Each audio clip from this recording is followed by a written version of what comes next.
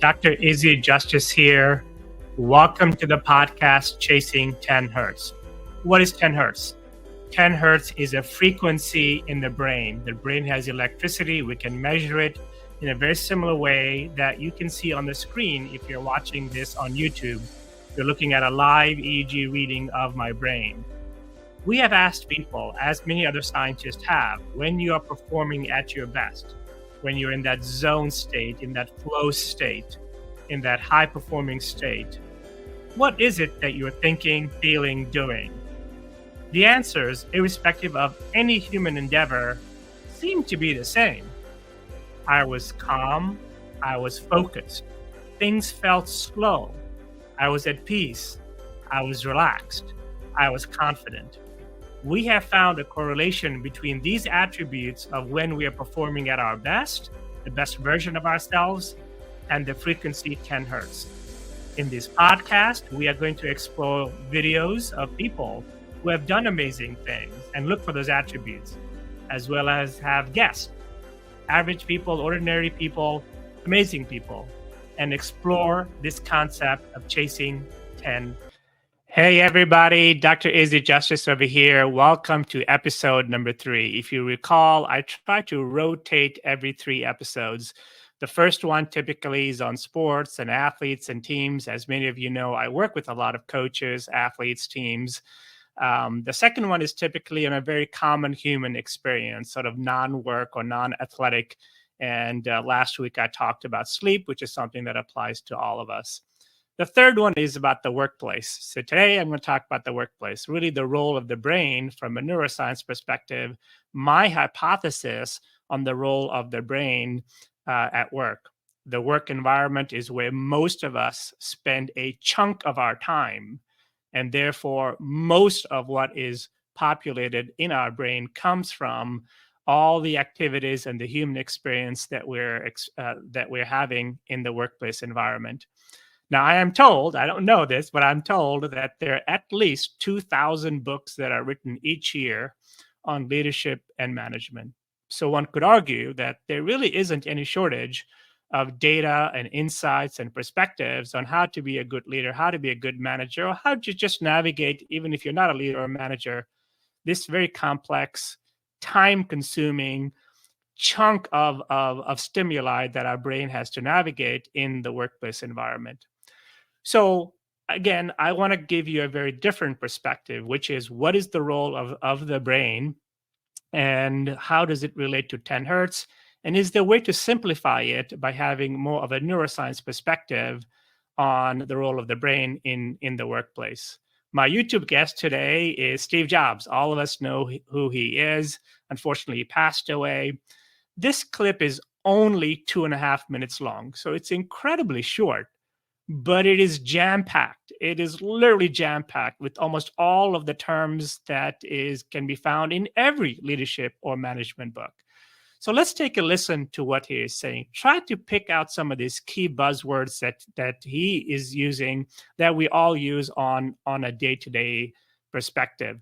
So let's take a listen, and then I'll come back and give you my perspective on it. One of the keys to Apple is Apple's an incredibly collaborative company. And so, you know how many committees we have at Apple? No. 0. We have no committees. No committees. We are organized like a startup. One person's in charge of iPhone OS software. One person's in charge of Mac hardware. One person's in charge of iPhone hardware engineering. Another person's in charge of worldwide marketing. Another person's in charge of operations. We're organized like a startup. We're the biggest startup on the planet. And we all meet for 3 hours once a week, and we talk about everything we're doing, the whole business. And there's tremendous teamwork at the top of the company, which filters down to tremendous teamwork throughout the company. And teamwork is dependent on trusting the other folks to come through with their part without watching them all the time, but trusting that they're going to come through with their parts. And that's what we do really well.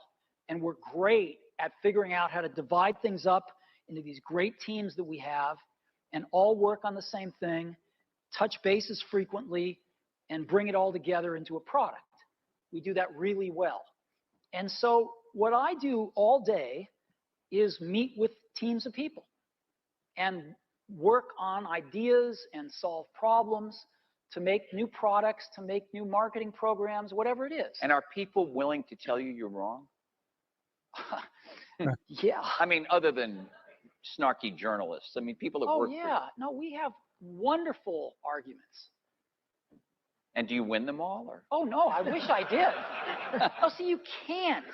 If you want to hire great people and have them stay working for you, you have to let them make a lot of decisions, and you have to be run by ideas, not hierarchy.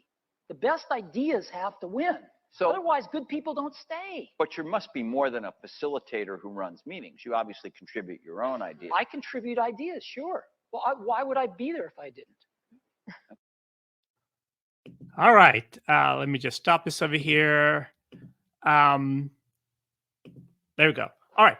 So let's look at some of the terms that he used. So Steve Jobs used things like empower. He used the terms like collaborative, innovate, teamwork, feedback, agree, disagree, talented people. So all of these terms, I want to replace them, if you would. So that's my hypothesis. And the one term that he said was the bedrock of all of these terms: empowered, collaboration, teamwork, innovation, agreeing, disagreeing. He's saying that the bedrock of all of this is trust. Now, from my perspective, trust is not a real thing. You know what it means. I know what it means. But when I say not a real thing, I mean both from a physical or in a neurophysical, neurochemical way. There's no chemical in the body, a hormone, a neurotransmitter, a neuron, a tendon, a muscle, a bone, that's called trust. So what exactly is trust? And my perspective is that trust occurs best at that 10 hertz frequency. So at 10 hertz, if you remember, that's when we feel calm. That's when we feel focus. It's a very low intensity frequency in the brain. We feel like ideas are just flowing in our head. The term flow, the term zen, the term slow, all of these terms describe this magical 10 hertz. And the opposite of trust, or the opposite of 10 hertz, if you put trust on one end of a spectrum, I would argue is fear. Now, even though fear is not a real thing per se, also, there are at least both an electrical activity as well as a neurochemical activity that you can associate with fear. So let's maybe go with fear, since it's the opposite of trust. And we know if there's fear, then there's no trust. So what is fear? So from an EEG perspective, fear is a very high intensity brain frequency. That means your brain is processing a lot of consequences. What would happen if I say this? What if I make a mistake? What if he says that? What do they really mean when they said that? Your brain is playing consequences, negative consequences, so the EEG goes up. Also, in a state of fear, there's some neurotransmitters and hormones like cortisol or adrenaline or epinephrine or norepinephrine. All of these chemicals in our brain, the neurochemistry or the neurophysiology of the brain, are also typically associated with fear. So in other words, fear is a much better way to understand because it's more real than trust. And so the more fear there is, and fear can be explicit, that someone is yelling at you and someone is bullying you, but fear can also be implicit. Maybe there's some nonverbal behavior that someone is exhibiting that says, hey, you better watch what you say, you better watch what you do. Or it could be internal. It could be self-inflicted, like I don't feel comfortable, I need to keep my job, and therefore I'm not going to say something. But nonetheless, just remember that fear is really at the core of trust. And trust, as Steve Jobs just said, is the foundation of all those things that we talk about: feeling empowered, teamwork, and being collaborative, and agreeing and disagreeing. So think about it. The more fearful you are, the less you will do all of those things, because your brain, number one, it's sensory cortex. So your ability to see something, hear something, the input that our brain is getting from our senses, which is really traveling at the speed of light, is severely compromised. And we need that input.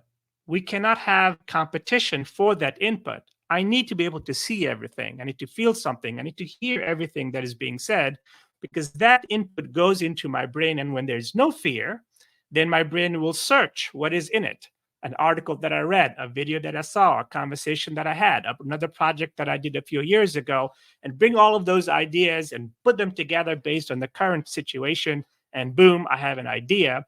So again, all these terms, feeling empowered, effective teamwork, giving feedback, agreeing, disagreeing, they are more related to fear than to trust.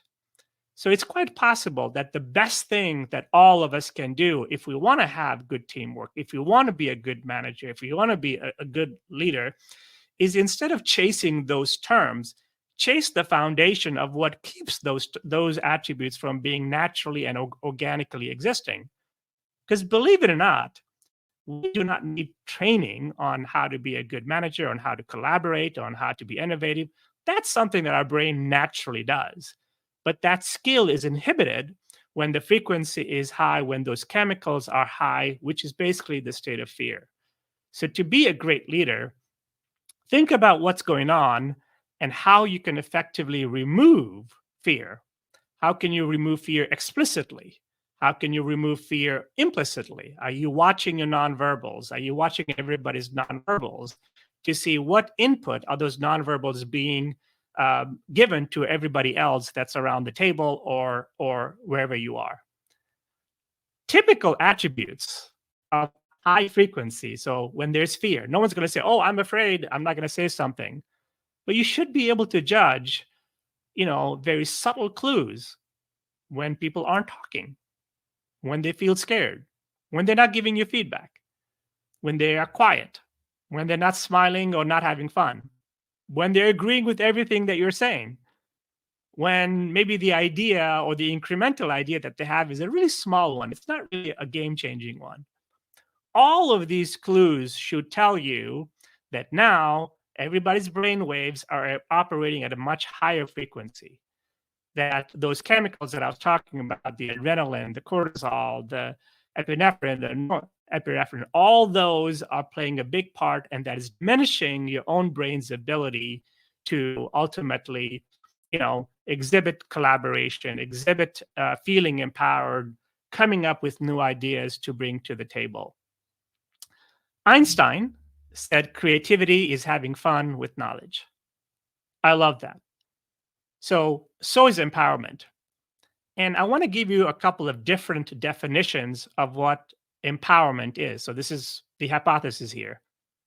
When you feel empowered, when you feel super collaborative, what does that really mean in the brain? So if I feel empowered, that basically means that the input that I'm getting, whatever something is being said or done, my brain remembers or is free to remember what is already in my brain, different parts of my life experiences, and go to all of them that are related to the situation at hand and bring to bear a new idea or a collaborative thought.